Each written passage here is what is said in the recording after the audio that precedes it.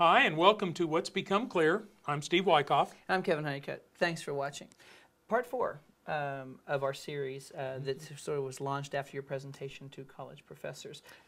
Hey, before we get into part 4, our producer, Jake Fisher, kind of chewed us out after the last one. Yeah. You know, and he's a young punk, so he was kind of rude about it. He was. So, describe his position. Well, he was saying that there's a lot to be said for the 4-year degree. Someone should defend, that a lot of people should still go to a 4-year college. Of course, he's got a 4-year degree. Oh, yeah. And he was homeless, and he had a sign on the corner. No, I was just kidding.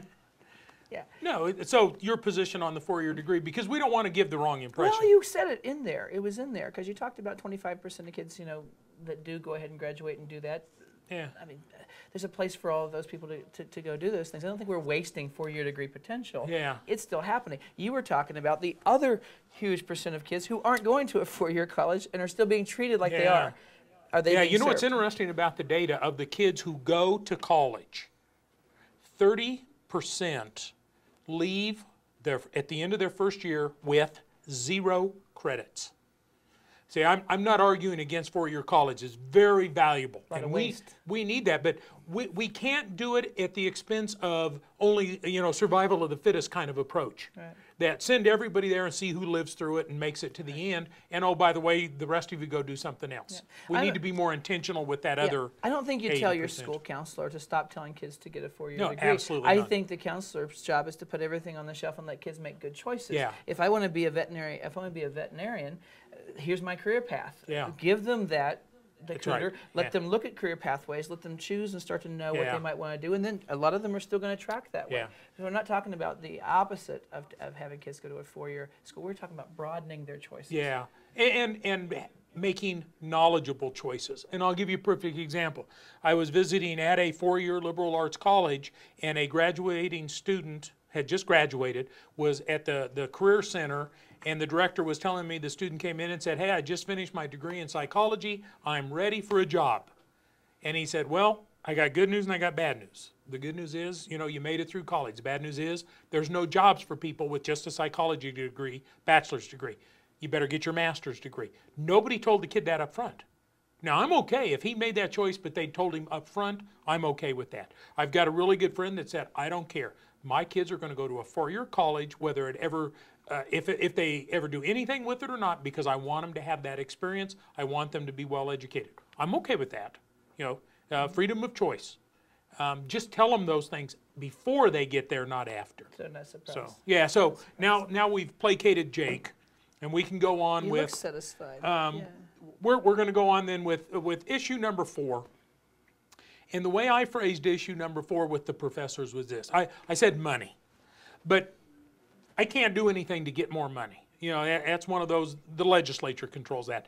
But what I did talk to them about is this whole idea that because we're seeing reductions in finances and financial support for schools, we're really starting to do some different things. And I talked to them about the project we're working on, where we're making all of the career and technical courses that are delivered virtually at Kansas colleges. We're putting those into one directory online for high school kids to take as elective courses.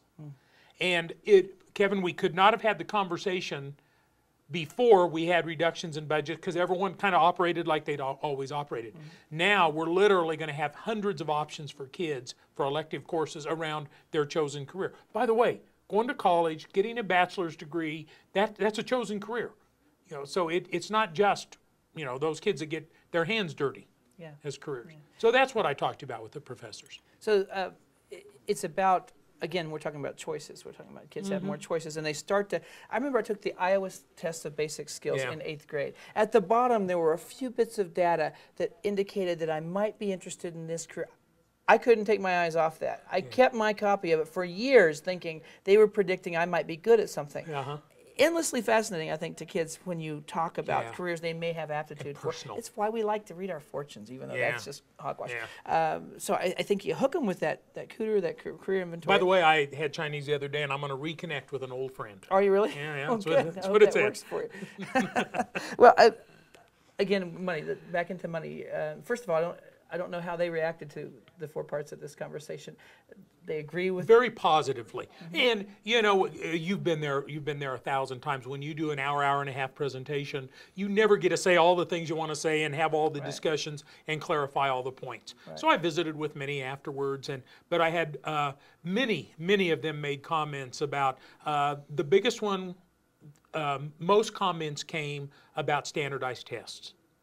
That was the biggest one. The second one was our kids aren't engaged, and those are really related. In fact, all 4 points are related. Preparation for the 21st century, if you do more of that based on kids' interest, they're more engaged.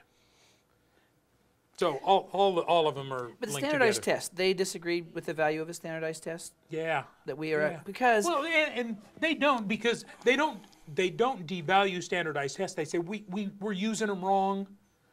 You know, it's part of that whole idea that we see it as a causal effect, that if you have high standardized test scores, you're going to be better prepared for the world. They know that's not true. So should we be teaching behaviors, not facts?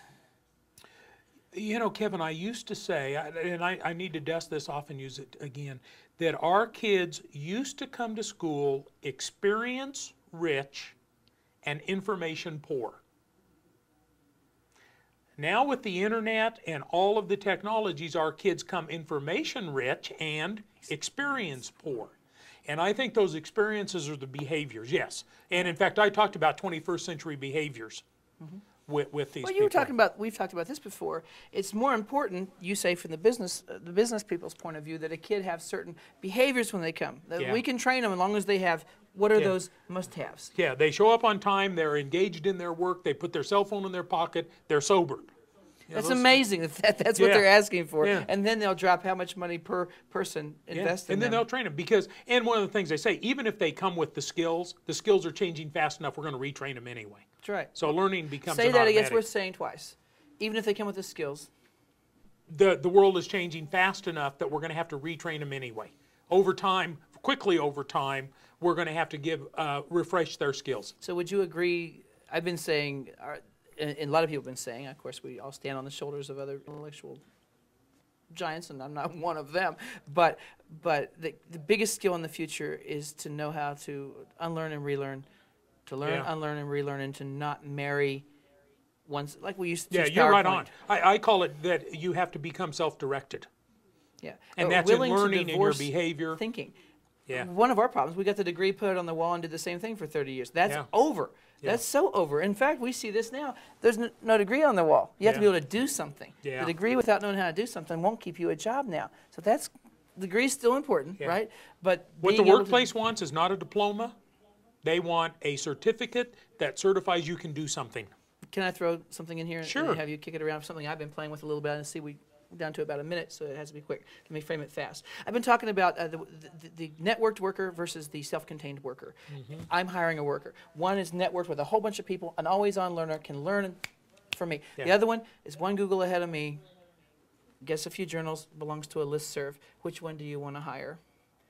I want that networked worker. And see, our kids are networked on Facebook, Mm-hmm. but they don't leverage those the way they could. If you're looking for a role for teachers and mentors these days, wouldn't it be to help those kids learn to optimize those networks to have a successful future? Yeah. Should that belong in the conversation somewhere? And in fact, I'm going to tell you a real quick story. I saw on YouTube a student had a fire bow. You know what a fire bow is? Where you have a stick and you got a bow with a string and you move back and forth to start a fire. He wasn't doing it right, so he made a video of himself trying to do it, posted it on YouTube, and said, "What am I doing wrong?"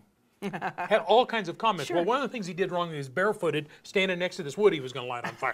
Probably shouldn't have done that. But that's an example of, there's a kid that's connected and Yeah, networked, right. and he had an issue, he knew where to go. He didn't, he went out to the world and said, "I've got a problem, help me solve it." Right. I do this all the time now with my networks. I'll plurk and say, "Hey, can someone call me in 15 minutes? I need to wake up," forgetting that 1,000 people are going to call at the same time. Hey, thanks for watching. Hey, thanks for watching.